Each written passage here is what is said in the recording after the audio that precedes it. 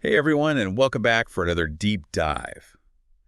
Today we are going to be cracking open Robert Pirsig's Zen and the Art of Motorcycle Maintenance. It's kind of a cult classic. Oh, absolutely. A book that it stays with you, Yeah. after you finish it. It really does, and it makes you look at the world a little differently, Yeah. and maybe even your motorcycle a little differently. So it's a Yeah. pretty dense book, though. Yeah. So our mission today is to sort of extract some of those thought-provoking nuggets. Yes. And make them clear and relatable, even if you've never seen a motorcycle up close. Exactly. And that's what we're here for, to try to Yeah. break down those complex ideas. So Yeah. I think we're going to explore those intriguing ideas about classical versus romantic ways of seeing the world. Yes. The pursuit of what Pirsig calls quality. Yeah. And how a simple motorcycle trip can become a quest for something much deeper. Much deeper. Okay, so let's get into it. The story starts off with our narrator and his son, Chris. They're hitting the open road on their motorcycle, and they're choosing to go on those scenic back roads instead of, those big crowded highways. So what's the significance of that choice, do you think? Well, I think it goes deeper than just a preference for the scenery, It's almost like he's rejecting that rushed, impersonal pace of modern life. Remember when he talks about those, scowling faces you see on the highway? Yeah, those scowling faces. He wants a slower, more deliberate way of experiencing the world. Yeah, it's about being present in the journey. Yeah. Not just focusing on the destination. Exactly. And I think this sets the stage for one of the book's central themes, Okay. the clash between these two ways of understanding. He calls it classical and romantic. Okay, I love that. Yeah. So break that down for us.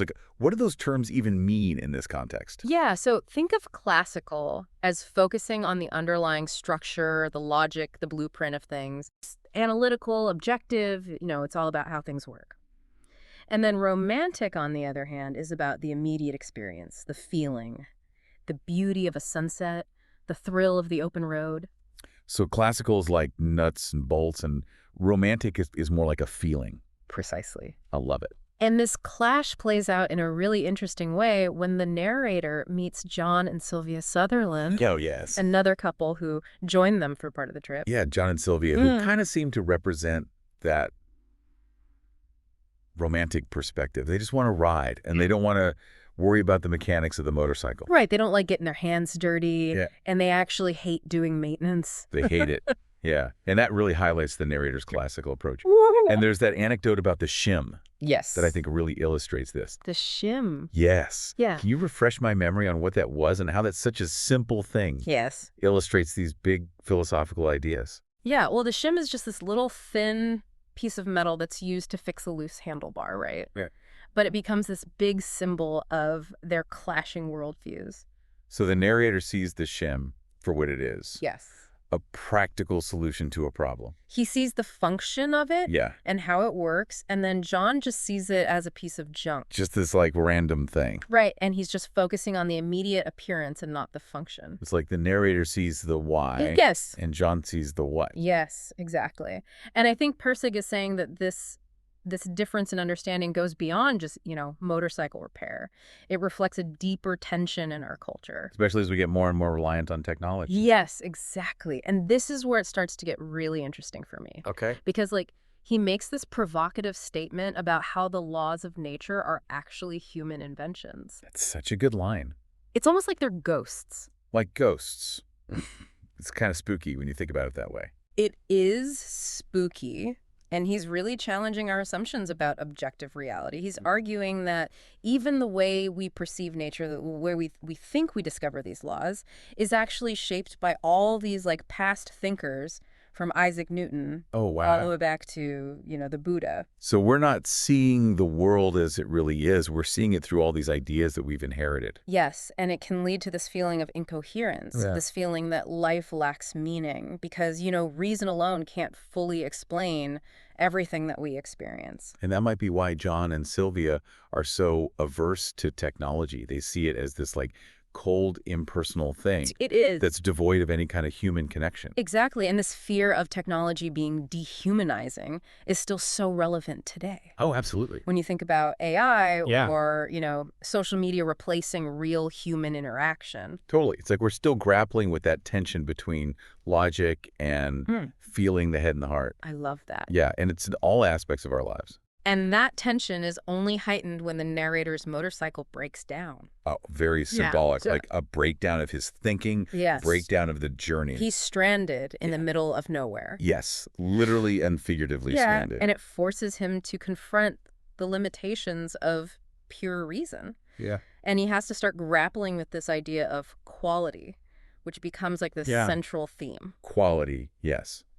Okay, so let's talk about quality, because I think that's one of the things that is really hard to grasp in this book. Yeah. What does he mean by quality? Yeah. It's a tough one. It is. But I think you can think of quality as this undefinable excellence. It's that gut feeling you get when something just feels right, whether it's a perfectly tuned engine, a breathtaking sunset, a genuine human connection. It's not something you can measure or quantify, but you know it when you experience it. You feel it. You feel it. It's like an intuition. It's an intuition. And it's interesting because this pursuit of quality permeates everything the narrator does. Yeah. From the way he packs his tools to the care he takes in maintaining his motorcycle, which he calls his high miler. What does high miler mean? Oh, it just means it has a lot of miles on it. It's an old bike. Yeah, it's an older bike with a lot of miles, but it's in great shape because he's taken such good care of it. So it's not just about fixing the bike. Yeah. It's about doing it with a certain level of care and attention to detail. Exactly, and it's that dedication to quality that he sees lacking in John and Sylvia. Right, they just want to ride. Yeah. They don't actually want to engage with the machine itself. I don't want to understand it. Yeah. You know? So for him, motorcycle maintenance becomes kind of like a meditation, Yeah. a way of connecting with something bigger than himself. You could say that it's about finding meaning and purpose Yes. in even the most mundane tasks. Yeah. And recognizing that quality isn't reserved for special occasions. Yeah. You can find it in every moment if you just pay attention. I'm starting to see how this idea of quality can apply to anything, Yeah. not just motorcycle maintenance. Exactly. And that's one of the brilliant things about the book. He's using this very specific activity Yeah. to explore these universal questions Yes. about meaning and purpose and how we engage with the world around us. As they continue on their journey, Yes. the narrator starts to become preoccupied with this mysterious figure from his past named Phaedrus. Yeah. Who is this Phaedrus guy? Yeah. And why is he so important? Yeah, Phaedrus isn't just a character. He's more like this phantom, Yeah. this symbol of the narrator's own intellectual and spiritual struggles. Kindred spirits. Kindred spirits, but a troubled kindred spirit. Yeah. He represents a side of the narrator that he's both drawn to and terrified of. He's brilliant. Yes. But he's also obsessed with these big questions of metaphysics. you know? Yes, and he's questioning all of Western thought. And he's searching for a deeper understanding of reality. But this quest takes him down a dark path. And as the narrator revisits places from Phaedrus's past, he starts to experience his own unraveling. It's like he's literally being haunted by this other self. Yeah, he's being pulled towards the same abyss. The same abyss, yeah.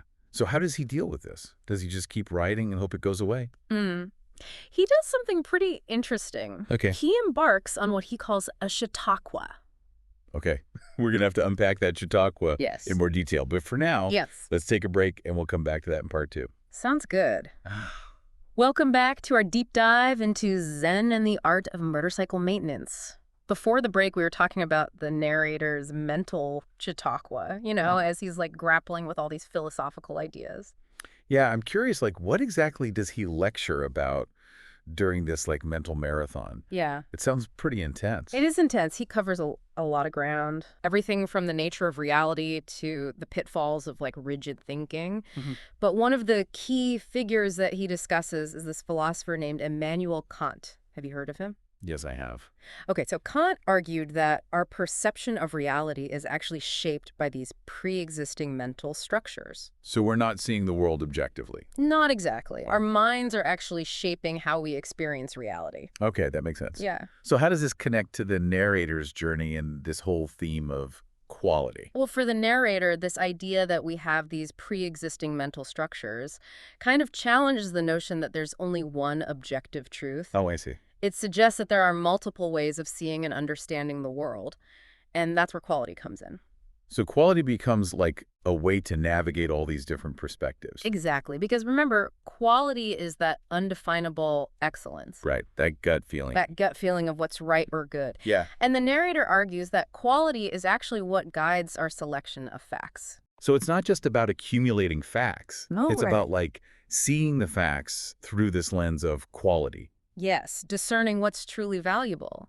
And this is where the concept of gumption traps comes into play. Oh, the gumption traps. Yes, I definitely remember those. Those are the things that kind of trip us up Yes. and make us want to give up. Exactly. Those are the obstacles that sap our enthusiasm and prevent us from experiencing quality. In our work, in our relationships. Yes, and even in our motorcycle maintenance. Yeah, and he identifies several different types of gumption traps. He does. For example, there's the out-of-sequence reassembly trap. Okay, explain that one. You ever put something together in the wrong order and then you have to take it all apart? Oh, yeah, like when you're assembling furniture Yes. and you realize you used the wrong screws. Exactly. That's a classic gumption trap. Yeah. So frustrating. Oh, so frustrating. And then there are the intermittent failures, the problems that just appear and disappear randomly. Oh, those are the worst. The worst, making them almost impossible to diagnose. You think you've solved the problem, Mhm. and then it pops up again. It's like playing whack-a-mole with your motorcycle. Exactly. And then we have parts problems, not having the right tool or component on hand, Oh my gosh, yes, those are the worst.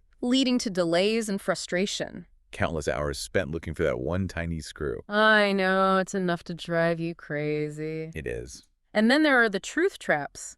These are the pitfalls of thinking in a very rigid way, like black and white. Ah, yes. Yes or no? When you're trying to force a square peg into a round hole. Exactly. Sometimes the answer isn't a simple yes or no, but rather moo, Moo. meaning that the question itself needs to be re-examined. We're asking the wrong questions. Yes. And finally, there are the muscle traps. These are those times when we rely on brute force Oh yeah, just try to power through it. instead of finesse and understanding. It's not always about powering through it. Sometimes you need a more delicate approach. You need a lighter touch. Yeah. And, he argues that these gumption traps aren't just about fixing motorcycles. Right, it's how we approach all challenges. It's about life. Yeah. It's about our relationships. So becoming more aware of those patterns that Yeah. sabotage us. The things that get in our way of experiencing quality. And that brings us back to the narrator's own internal struggle with the ghost of Phaedrus, Yes. his kind of darker, more troubled self. Right. Remember, Phaedrus represents his fascination with metaphysics, Right. this relentless pursuit of truth that ultimately leads him down this path of madness. And the narrator, retracing Phaedrus's steps, starts experiencing a similar kind of unraveling, Right. It's like he's being haunted by this other self. being pulled towards the same abyss. Yeah. And there's that eerie encounter with the dog on the trail, that Yes. feeling of recognition. And that growing sense that he's not just traveling through space, Yeah. but also through time. Like he's reliving Phaedrus's experiences. So the past is merging with the present, and he's kind of losing his grip on reality. Losing his grip. And to make sense of this mental chaos, he embarks on this Chautauqua. Right. He's trying to organize his thoughts, find a way out of this labyrinth of his own mind. Exactly. But he's not just doing this for himself, right? Right. He's also got Chris, He's got Chris. who's been struggling this whole time. The tension between them is palpable. Chris is yearning for connection, Right. while the narrator is often lost in his own intellectual pursuits. And that scene where Chris breaks down in the restaurant, Oh yeah, heart-wrenching. it's such a turning point. It really is. It forces the narrator to confront his own emotional detachment Yeah. and recognize the depth of his son's pain. And instead of like trying to fix it with logic and reason, He just takes him for a walk. Yeah. Just offers this wordless comfort and understanding. it's a beautiful moment It is. of human connection. It transcends all the philosophy. It's Yeah. just pure empathy. Pure empathy. A reminder that sometimes the most profound truths are found not in our heads, but in our hearts. In the connection with another person. Exactly. And as their journey continues, Yeah. that search for connection, for meaning, for quality, all these things become so intertwined. They do. He's trying to reconcile these like fragments of his own mind Yes. while also bridging the gap between him and his son. It's like they're both on these parallel journeys. Yeah. Seeking their own form of healing. Their own wholeness. And as their motorcycle journey is coming to an end, Yeah. so is part 2 of our episode. We're going to wrap things up in part 3. And we are back for the third and final part of our deep dive into Zen and the art of motorcycle maintenance. I feel like we are really starting to understand this book. We've been talking about these two ways of seeing the world, right? The classical and the romantic, and also all those gumption traps. Yeah, but what's really fascinating to me is how Pirsig weaves all these ideas together through the narrator's relationship with his son Chris. It's like their motorcycle journey becomes a metaphor for their emotional journey as well. Right, it's like a parallel journey. Both Yeah. of them searching for something. Yeah, Connection, understanding. exactly. And, I think the narrator struggles with those two ways of understanding the classical and the romantic. And I think we see that same tension play out in his relationship with Chris. Yeah, that makes sense. Yeah. Because the narrator tends to approach things from this very intellectual, analytical perspective. Yes. But Chris really craves that emotional connection. Like that scene in the restaurant when Chris just breaks down crying. Ugh, that scene gets me every time. Me too. It really forces the narrator to confront his own emotional detachment. Yeah, he can't just fix things with logic and reason. And that's where I think this idea of quality goes beyond just the motorcycle maintenance. It's about recognizing the importance of empathy. Meeting people where they are emotionally, not just intellectually. Ah, so maybe the narrator's pursuit of quality isn't just about, perfecting his motorcycle or understanding philosophy. Yeah. It's about becoming a better father, a more well-rounded person. Yeah, becoming more whole. And that ties back into, the ghost of Phaedrus, that part of himself that he's been wrestling with throughout the book. Right. Phaedrus, that troubled philosopher, Yeah. represents that struggle with rationality. And as they travel through Montana, Yes. the narrator's experiences really start to mirror Phaedrus's experiences. Yeah. It's like he's not just retracing this physical journey, but also an emotional and psychological one. Yeah, and those lines between their identities start to blur. Right. And there are these moments of like heightened awareness, these flashes of insight, Yes. but also these really dark moments Yes. of confusion and feeling fragmented. Yeah, and almost like he's being haunted by his own past, those Yeah. unresolved traumas that Phaedrus represents. It is like he's being haunted by a ghost. It is. And that's where this book becomes more psychological, exploring the idea that true healing Yes. comes from integrating those parts of ourselves that we've tried to repress, Facing our shadow selves. our shadow selves. Yeah. So it's not just about, fixing a motorcycle. It's about fixing our own internal wiring. Yeah, becoming whole. So what do you think, in the end, this book is really about? Is it about motorcycles? Is it about philosophy, Yeah. fatherhood, mental breakdown? I think it's all of those things and more. It's about the interconnectedness of everything you know.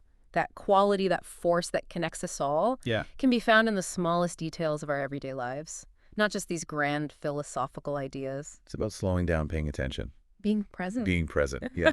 Recognizing that quality isn't this like distant goal. It's something we can experience right now. In every moment. Finding that balance between our head and our heart, Yeah. logic and intuition. Exactly. And recognizing those gumption traps that prevent us from fully experiencing that. Whether it's, in our work, in our relationships, even Yeah. fixing a motorcycle. It's that human desire for connection, for meaning, how our past shapes us, Yeah. and how we can heal by embracing those parts of ourselves that we try to hide. Wow. Zen and the Art of Motorcycle Maintenance is a powerful book. Yeah. It makes you think differently. Yeah. It makes you feel deeply. It makes you want to approach life with a sense of curiosity. So as we wrap up this deep dive, Yeah. what questions do you think our listeners should be pondering? What should they take away from this? I think it's worth asking ourselves, what does quality mean to me? Yeah. Where do I find it in my life? And what are my own personal gumption traps that are preventing me from experiencing that more fully? Such good questions to keep in mind as we Oh. continue our journeys. Thanks for joining us on this deep dive into Zen and the art of motorcycle maintenance. Until next time, keep those engines running and those minds open.